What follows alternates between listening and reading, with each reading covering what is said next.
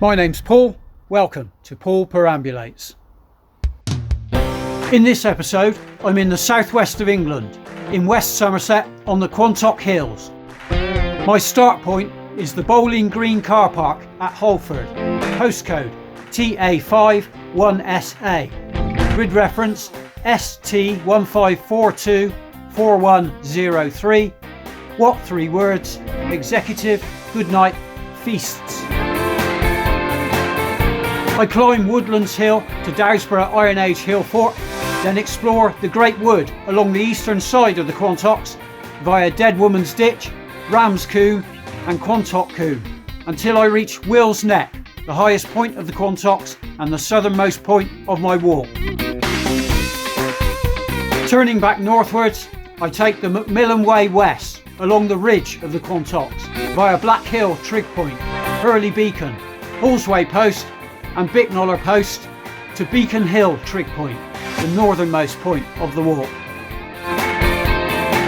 From there I turn eastward, taking a track called the Great Road back to Holford. Total distance 20.4 kilometres, total height gain 700 metres, total walking time 6 hours and 23 minutes. This is Holford Green car park, absolutely free, no gates, plenty of spaces, set in an ancient oak woodland. It's a Friday in term time in early March, so I think it's just me and the crows here.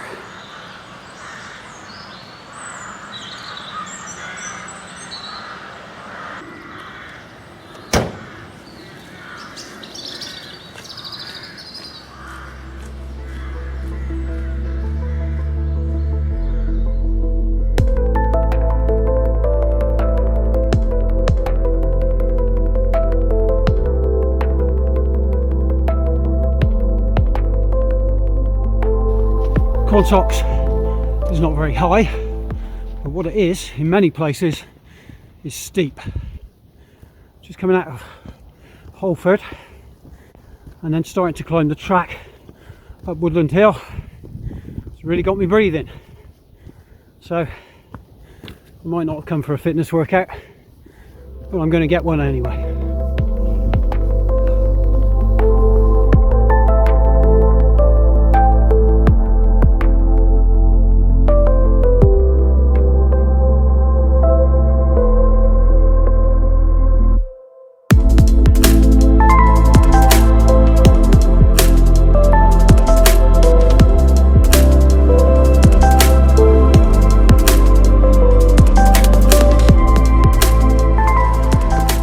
Arriving at objective number 1 there, Dowsborough Iron Age hill fort.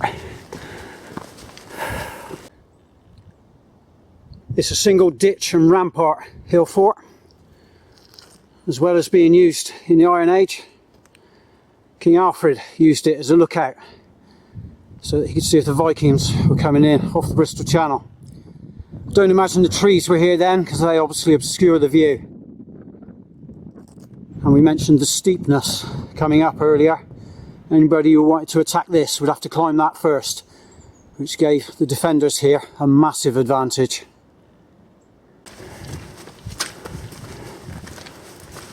Walking through the area of the hill fort in the early spring with the bare trees has an atmosphere all of its own.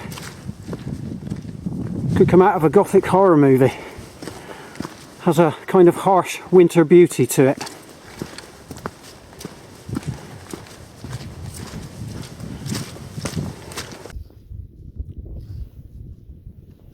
I really am taken with the atmosphere of this part of the walk. The eerie, silent, leafless woods, trees with the lichen covered barks. It's got a huge atmosphere to it. Can't quite put my finger on it, but it's interesting.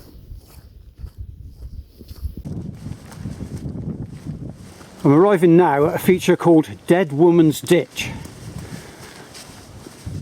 It's an earthwork, single bank and ditch,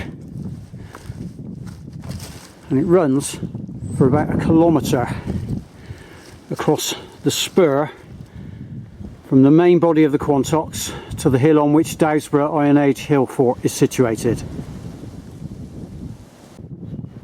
This spur is by far the least steep approach to the hill fort, and that suggests that this was an extra line of defence. The name is something of a mystery. Apparently a dead woman's body was discovered here in 1789, but there's some evidence to suggest that it was called that before then.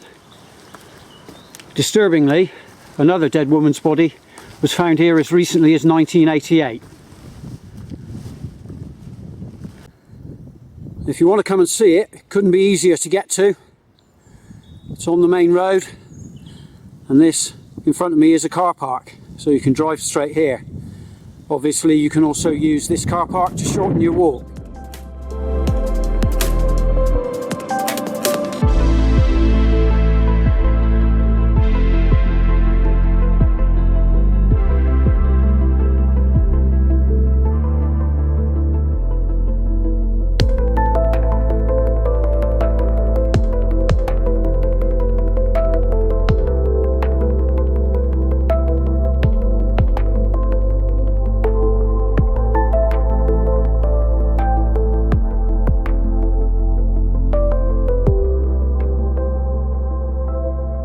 These boundaries of closely planted trees are an interesting feature. You see them a lot of places, but there are an awful lot of them on the Quantocks. The earth builds up between them and they form these quite formidable boundaries. In the disused quarry at the bottom end of Ram's Combe, we've got this beautifully landscaped and equipped picnic area. This would be a great spot on a summer's day to have your lunch. All in the shade of some magnificent trees.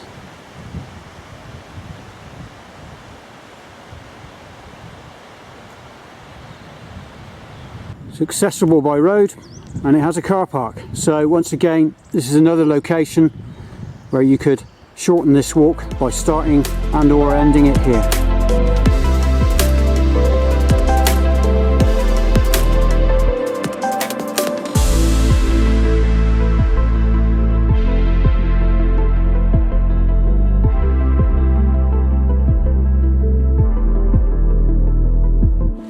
Anyone who's watched my channel at all knows I love the sound of running water, and you get that walking down towards the bottom of Ram's Combe.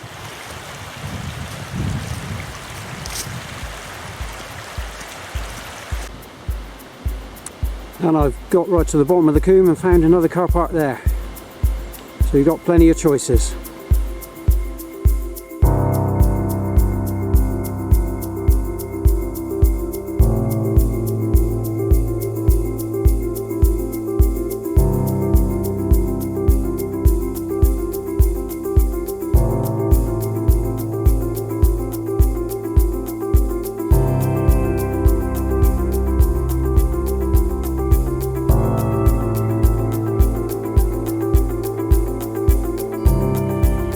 I've arrived at Tryscombe Stone.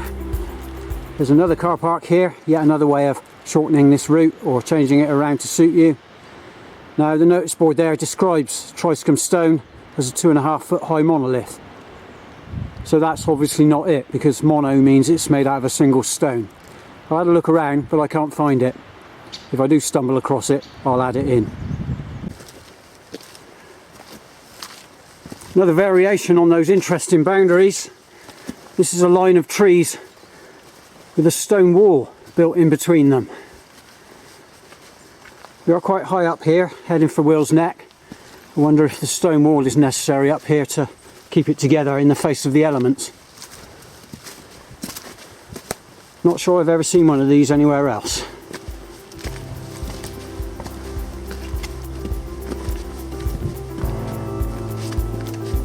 Emerging past the tree line now. And I'm on the last stretch up to Will's Neck.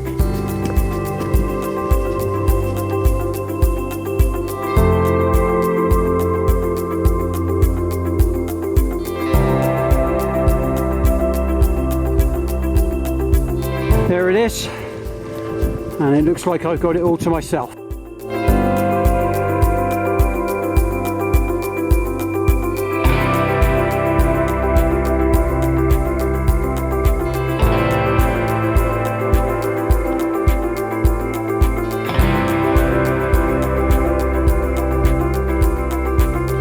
The name Will's Neck derives from the Saxon word wheelas, meaning foreigner or stranger, and it refers to a tribe who in Saxon legend fought the Romans on this site hundreds of years earlier.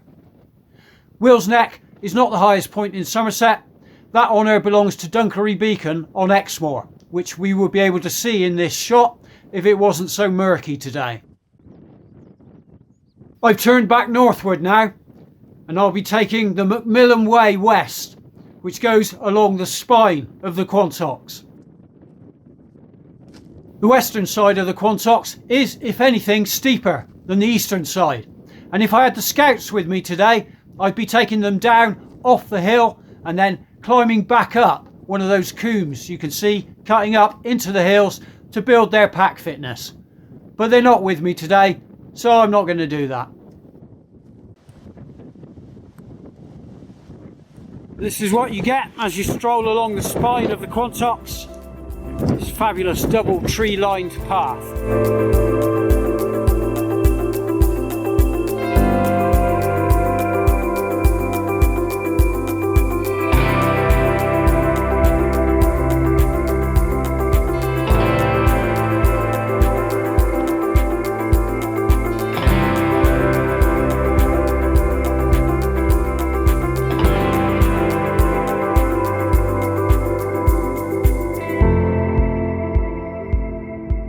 Apologising for going on about how great this walk along the spine of the Quantocks is.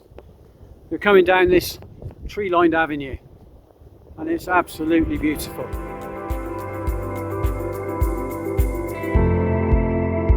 The exposed tree roots along here definitely add to the mystical atmosphere of the whole place.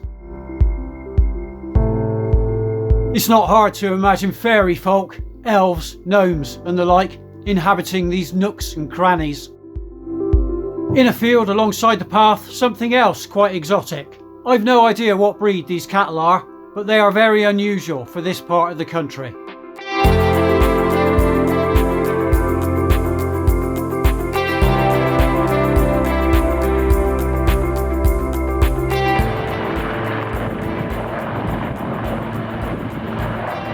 My peaceful idyll has been shattered by the military, practicing in their choppers.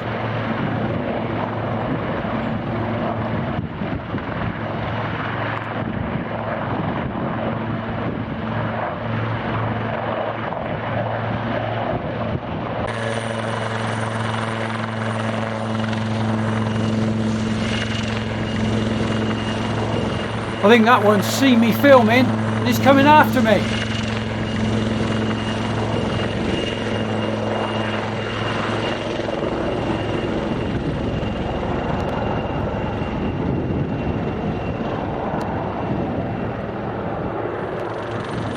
The guy in the doorway certainly having a good look at me.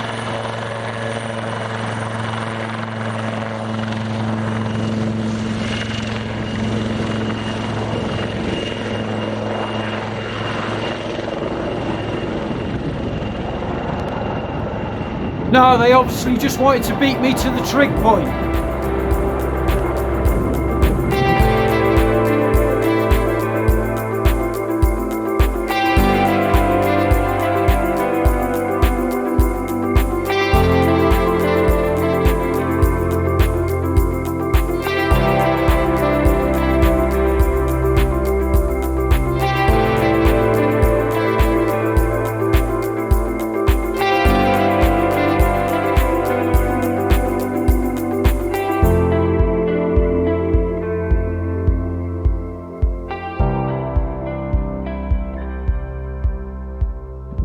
Trig point number 2 with the walk, Black Hill, 358 metres.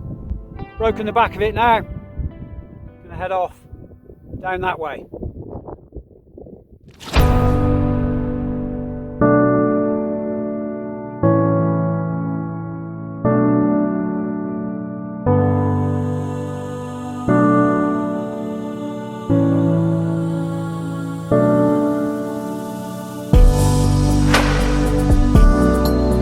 More towards the northern end of the Quantocks now, so we're out of the nice tree-lined avenue and we're up on a much more exposed bit of what is basically moorland. Better views though, obviously, without the trees in the way, so there's a positive in everything. Doing a quick out and back to Hurley Beacon. The name suggests a point that sticks out, having been used for warning beacons in past centuries. It tells us that if there's a good view to be had anywhere, it will be from here. It's a bit murky today, so not expecting anything too great, but we'll see what we see when we get there. On a clear day, we'd get a really good view of Exmoor from here, but not today. But still a pretty good view of the rolling hills of West Somerset, coming round to the southern end of the Quantocks where we've come from this morning.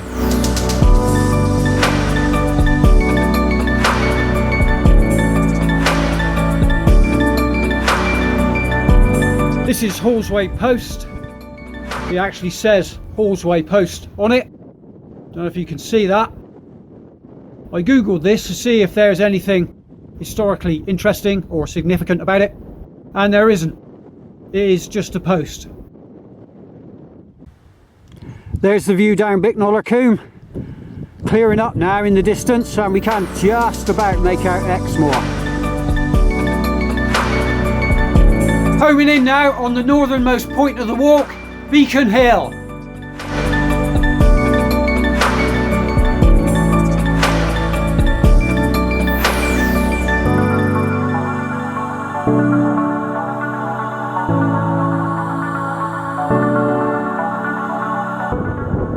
Trig point number 3 of the walk, Beacon Hill. Extremely windy here because we're right by the sea. Here is that sea view, such as it is today. We can't see right the way across to Wales. We can see Watchet and Minehead away to the west, and a very faint Exmoor behind them.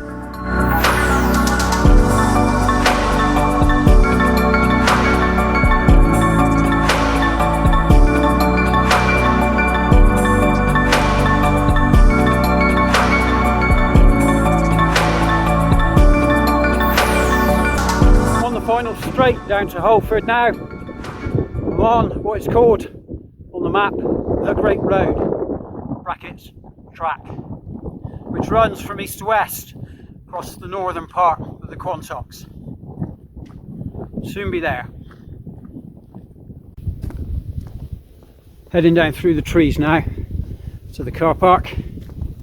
Been down here a number of times in the autumn when there's a carpet of brilliantly coloured leaves on the ground.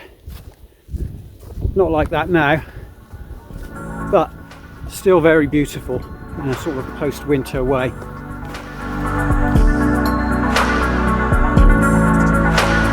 Here we are back at Holford Green, just over there, the car park.